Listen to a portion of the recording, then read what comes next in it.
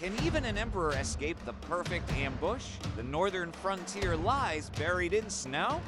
Emperor Liu Bang charges forward with 50,000 elite cavalry, chasing glory, ignoring warnings. But what lies ahead isn't victory. It's a trap set by a master of deception. No escape, no supplies, just bitter cold and 400,000 enemies.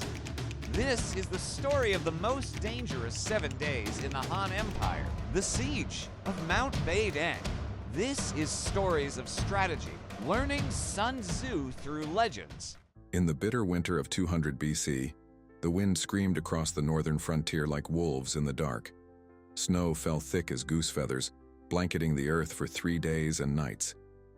The world beyond the Great Wall had turned white, silent, still, deadly.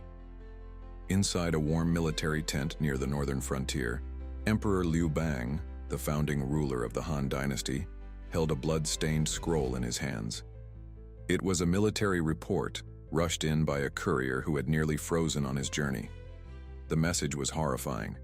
The Xiang Yu have invaded Dai, Commander. Villages burned, cattle stolen, men slaughtered, women and children taken. The border is lost. Liu Bang's face turned cold. His hands clenched into fists. Then, with a furious shout, he hurled the scroll to the ground. How dare these barbarians defy the Han? I rose from the mud of Pei County. I defeated Xiang Yu, the greatest warlord of our time. And now I'm to bow before a pack of nomadic raiders. He stood tall, his voice echoing across the tent. Ready the army. I will lead the charge myself. The Xiongnu must learn to fear the Han. His generals roared in approval, but not everyone was cheering. From the shadows stepped Lu Jing, a trusted envoy. Your Majesty, He said cautiously. I recently traveled among the Xiongnu. What I saw were weak horses, sickly elders, and poor supplies. I fear this is no simple raid. They may be baiting us, drawing our forces into the wilds. Their cavalry is swift, their ambush is deadly. But Liu Bang's pride was already inflamed. Have you gone soft, Lu Jing? Frightened by smoke and bones?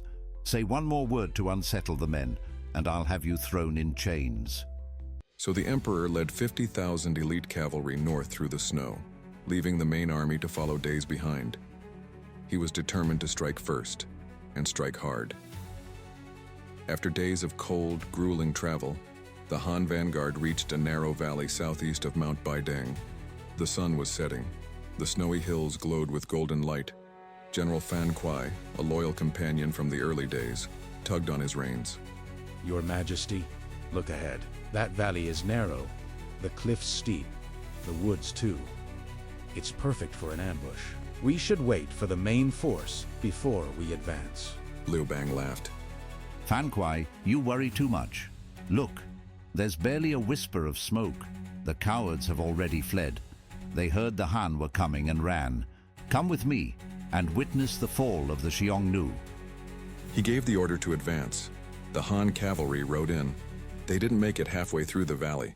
A sharp whistle pierced the air. Then came thunder. From both sides of the cliffs, thousands of Xiongnu cavalry erupted like an avalanche.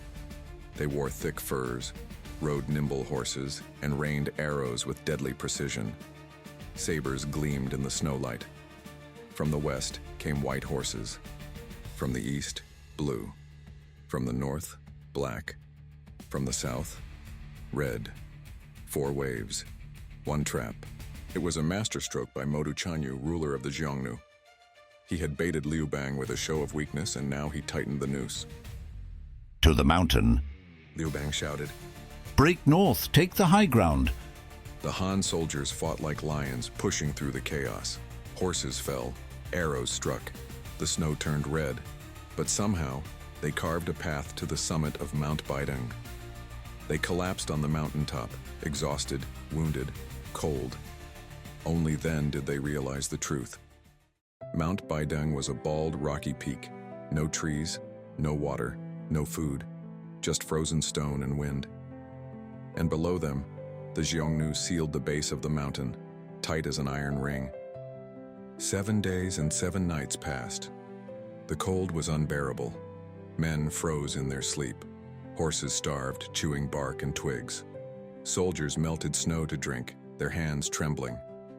At night, the Xiang Yu lit great fires below. The smell of roasting lamb drifted up the mountain, cruel, mocking. Every whiff twisted the knives in their stomachs. On the fourth day, a Xiang Yu envoy arrived. Surrender! He sneered. Modu Shan Yu offers warmth, meat, and mercy. Liu Bang said nothing. He stood silently, gazing at the sea of enemy fires below. For the first time in his life, he felt powerless, his army broken, his pride shattered. But hope can wear strange disguises. Chen Ping, the cunning strategist, approached the emperor with a whisper. Your Majesty, Modu treasures his new queen, the Lady Yan.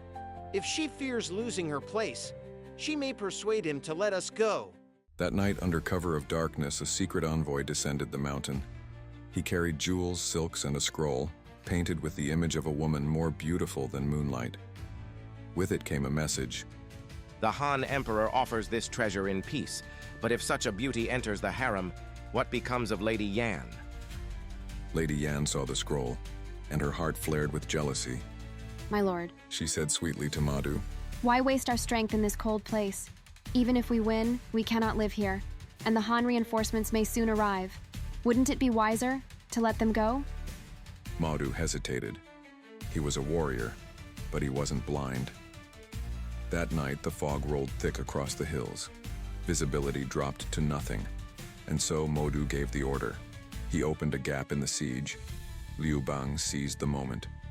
Under the cover of mist and moonlight, the Han remnants slipped through the enemy lines, silent, desperate, half dead. They didn't stop running until they were far from danger. Only then did Liu Bang look back. Mount Baideng stood silent, cloaked in snow, as if nothing had happened. But scattered on the valley floor were broken weapons, torn banners, and bodies frozen in time. When the emperor returned to Chang'an, the people rejoiced. But Liu Bang was quiet. He summoned Lu Jing, the man he had once threatened. I should have listened, Liu Bang said softly, holding his hand. because I didn't. I nearly never came back. From that day forward, Han China took a different approach to the Xiang Yu. Not with swords, but with diplomacy, with negotiation, with marriage alliances. And for decades, peace held. But the wind still whispers across Mount Baideng. Even emperors must learn. Pride without foresight leads to peril. That is the true art of war. When the army passes through narrow defiles, wetlands, reeds, forests, or overgrown terrain, always scout thoroughly, for such places are ideal for ambush. As Liu Bang entered the valley near Mount Baideng, he failed to heed this warning. The terrain was steep, wooded, and narrow, textbook conditions for an ambush. But overconfidence clouded his judgment. He dismissed his advisor's caution and did not send scouts ahead. As Sun Tzu warned, such neglect often leads to disaster. Those who underestimate the enemy without due consideration will inevitably be captured by them. Liu Bang assumed the Xiang Yu were weak and disorganized. He led 50,000 cavalry deep into enemy territory, ignoring Lu Jing's advice. This arrogance left him blind to Modu Chanyu's trap. Within hours, he was surrounded. It was a costly lesson in why underestimating your opponent can be fatal. Avoid terrain known as death traps, natural pits, net-like valleys, entrapment grounds, and narrow ravines. Withdraw immediately. Do not linger. After being ambushed, Liu Bang retreated to Mount Baideng, a barren, isolated peak surrounded on all sides. In Sun Tzu's terms, this was death terrain, where retreat is near impossible. Cut off from water and supplies, the Han army lost all initiative. Sun Tzu's instruction to flee such terrain proved all too accurate. An army without supply lines will perish. Without food, it will collapse. Without stockpiles, it cannot fight. Liu Bang had rushed forward with only light cavalry, leaving his main force and supplies far behind. Once trapped, his troops faced starvation and freezing temperatures.